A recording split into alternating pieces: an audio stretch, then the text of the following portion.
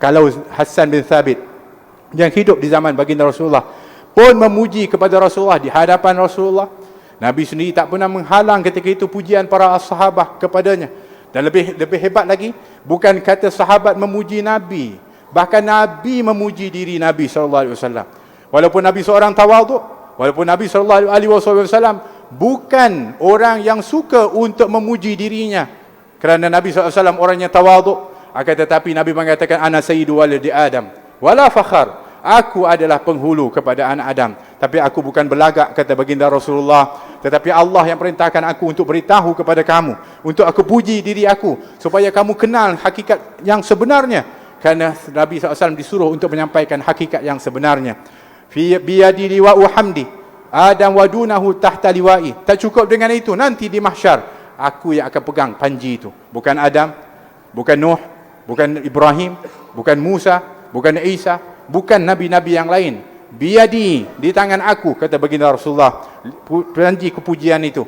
Bahkan yang akan duduk di bawahnya, yang akan nak dekat dengannya, bukan calang-calang orang, iaitu para nabi termasuk Nabi Adam dan juga para nabi yang lainnya. Semuanya akan nak duduk di bawah liwa'ul hamdi yang dipegang oleh baginda Rasulullah sallallahu alaihi wasallam.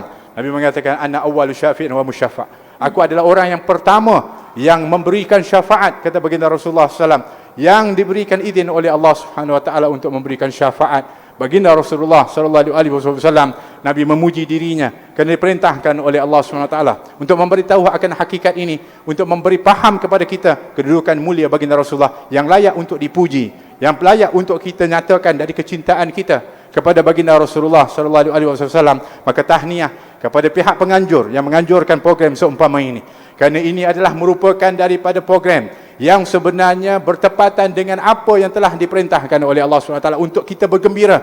Tepat kegembiraan yang kita gambarkan kepada nikmat, kepada rahmat, kepada kurnia Allah SWT.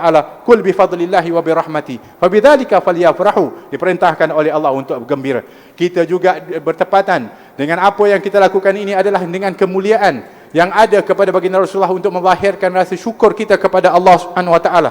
Dengan nikmat diutuskan baginda Rasulullah SAW, para sahabat tak berhenti ketika itu berterima kasih kepada baginda Rasulullah sallallahu alaihi wasallam. Kalau para sahabat nak berterima kasih pada Rasulullah, sudah tentulah dengan cara mereka bertemu dengan Nabi, mereka beri hadiah kepada Nabi sallallahu alaihi wasallam.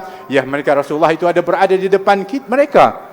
Takkan kita nak beri hadiah kepada Rasulullah, Rasulullah tidak ada daripada fizikalnya dengan kita. Maka ini salah satu hadiah yang boleh kita berikan kepada Rasulullah. Banyak berselawat kepada Rasulullah, mengingati kepada Rasulullah. Kita mengadakan perkumpulan yang baik, dikumpulkan para alim ulama. Kita duduk dan beriktikaf di masjid, dan kita telah pun bersama-sama mendengarkan daripada nasihat-nasihat yang ianya semuanya adalah merupakan hadiah yang akan diberikan kepada Rasulullah. Maksudnya Nabi akan gembira dengan amalan ini, Nabi akan gembira dengan berita ini.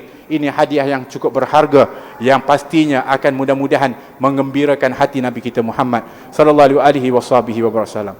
Tuan-tuan, perempuan rahmati oleh Allah, oleh kerana itu marilah sama-sama kita memperkasakan diri kita di dalam kecintaan kita kepada baginda Rasulullah sallallahu alaihi wasallam. Kerana kecintaan ini tanda iman. Kecintaan ini adalah merupakan tanda kita benar-benar ingin untuk menghidupkan sunnah dan akhlak baginda Rasulullah sallallahu alaihi wasallam. Jadikan kehidupan kita ini adalah cerminannya baginda Rasulullah SAW. Bangun tidur kita sampai kita tidur lagi, demikian yang diajarkan oleh Rasulullah. Dalam semua perkara ada sentuhan baginda Rasulullah sallallahu alaihi wasallam, kerana sayangnya Nabi sallallahu alaihi wasallam kepada kita.